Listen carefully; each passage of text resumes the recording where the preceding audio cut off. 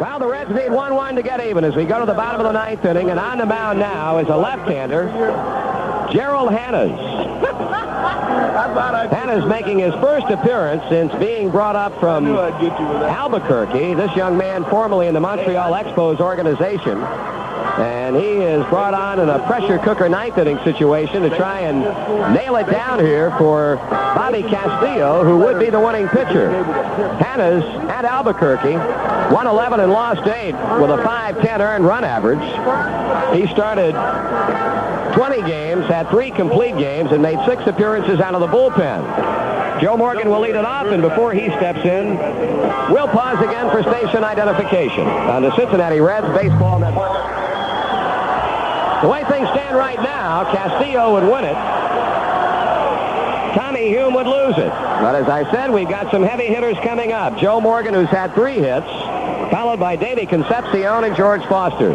Steve Yeager goes to the mound to talk with left-hander Gerald Hannes. While in Nashville tonight, the Sounds have even up their best-of-5 Southern League Championship playoff with Columbus at a game apiece, winning tonight 3-1. Here's Morgan and here's Hannes. Joe bluffs a bunt, takes the ball. Scotty Brown was a winner in relief with relief help from Jeff Combe. Dwayne Walker highlighted the 3-run inning with a 2-run double for Nashville. They now move to Columbus tomorrow night with Bill Kelly taking the mound for the men of George Sugar. 1-0 pitch, high and tight, 2-0. Preston Gomez keeping the fires burning in his bullpen with right-hander Dave Patterson. Hannes brings it to the plate, in for a call strike, 2-1. 6-5 Dodgers. A 4-hit ninth inning produced a run for them. They've out-hit us 11-10. Swung on and ripped foul. Back up into the seats behind the Reds dugout. 2 balls and 2 strikes. Hannes had a 5.10 earned run average at Albuquerque. 136 innings, he gave up 137 base hits. Morgan takes strike 3. Curveball got him looking, and that was a dandy breaking pitch. Number 13, the shortstop, Dave Concepcion. So that big first batter has been retired as Hannes gets Morgan looking for strike 3. Now Dave Concepcion at the plate, and he's without a hit and 3 times up, has drawn a walk.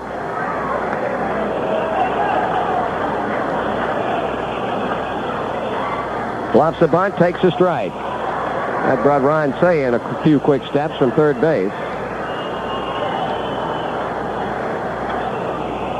Pitch. Strike 2 call. I don't know what Dave Concepcion is trying to do, but he's gotten himself in a 2-strike hole right now.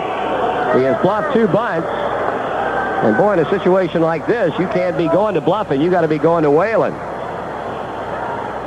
He bounces a high chop to third. That's going to be a foul ball. Ron Cey was situated about 5 steps behind the third base bag.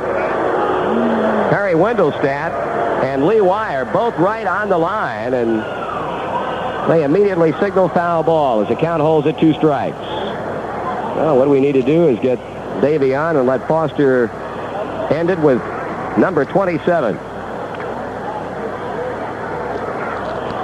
No balls, 2 strikes. 1 away in the home ninth inning. We're short a run.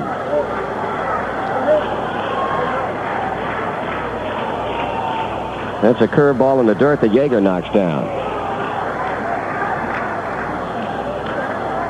Dodgers have gone all out. Charlie Huff started. He went 5+. Mike Lacasse went 5. And then the parade of relief pitchers began. Strike 3 call. That is back-to-back strikeouts.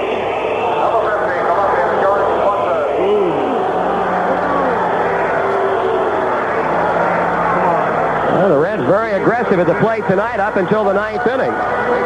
As Morgan and Concepcion have both been called out on strikes. Here's Foster now. He'll try and keep it going. After being retired his first 2 times at the plate, he has singled and scored and doubled a run home, his 92nd RBI.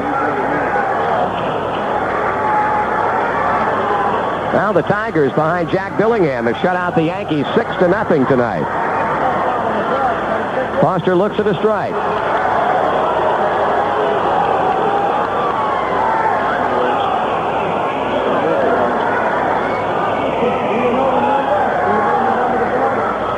Swing and a miss. Strike two.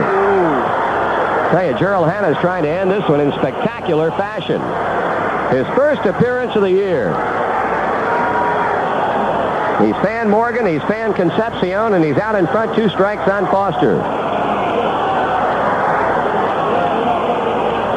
George backs away from the plate. Settles back in. Hannes looks to Yeager and comes to the plate. Strike 3 call.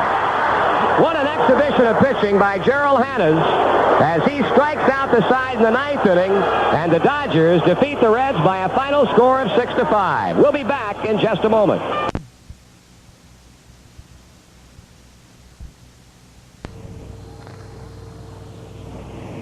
Well, a tough loss for the Reds tonight. They battled back from a 5-1 deficit to tie the game up in the 8th inning with a couple of runs off winning pitcher Bobby Castillo. But the Dodgers iced it in the 9th inning when Gary Thomason sacrificed fly with the bases loaded, broke the 5-5 tie, and gave the Dodgers a 6-5 win. Reds got the scoring underway in the second with a solo home run by Danny Dreesen off Charlie Huff. Danny's 17th of the year. And the Dodgers came back to score 2 times in the 3rd inning. A run-scoring single by Davey Lopes with 1 out after Billy Russell had opened the inning with a double, and a sacrifice fly by Darrell Thomas made the score 2-1 L.A. Dodgers widened the gap to a 4-1 count in the 4th inning when they sent 8 batters to the plate against Lacasse. Ron Cey led off with a walk. Dusty Baker double to left. Joe Ferguson's ground ball to second made it 3-1, and they got another run home later on in the inning to make it 4-1 on a wild pitch with the bases loaded. Their 5th run came in the 5th inning on a 1-out solo home run by third baseman Ron Cey, his 25th of the season. The Reds then started the road back in the 6th inning when George Foster singled, Johnny Bench got a walk, a ground out off the bat of Dreesen advanced both runners into scoring position, and Rick Auerbach pinch hit for Harry Spillman and grounded to shortstop to get a run in and make it 5-2. It was 5-3 in the 7th inning. A run-scoring double by George Foster to right field got a run in. Sam Mejias running for Dave Collins, who had singled earlier, and it was 5-3 Dodgers. The Reds then knotted it up in the 8th when Danny Dreesen led off with an infield hit down the third baseline. Rick Auerbach drove a 3-bagger to right center field, making it 5-4, and 1 out later, a sacrifice fly by Paul Blair tied it up at 5-5. Then came the Dodger 9th against Tommy Hume, a leadoff base hit by Steve Garvey, a single by Ron Cey. After Dusty Baker had popped up, an infield single by Steve Yeager loaded the bases. And then with 1 out, Gary Thomason had that fly ball to center that got Garvey home with a run that proved to be the game winner. Bottom of the 9th inning, Gerald Hanners, a left-hander, making his first appearance of the year for the Dodgers, and boy, he finished off in spectacular fashion, getting Morgan, Concepcion, and Foster all on call third strikes.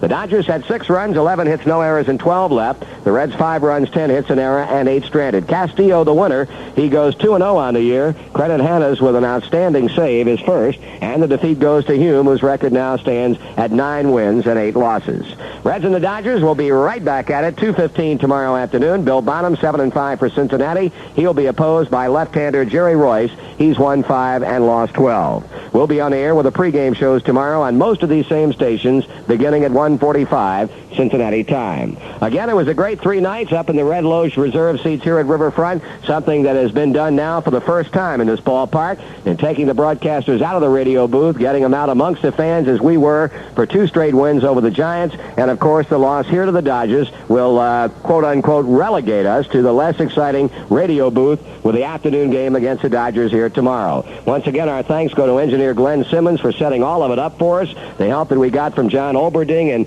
preparing us and keeping us informed on scores around the major leagues, and also our director of broadcasting, Jim Winters, who served as our producer upstairs. It took a lot of coordination by a lot of people, and we feel like it went off very smoothly. We hope the folks in the red seats enjoyed it, and we hope that we get back there soon. Once again, the final score tonight in a game that took 3 hours and a minute to play before a crowd of 33,937. The Dodgers 6 and the Reds 5.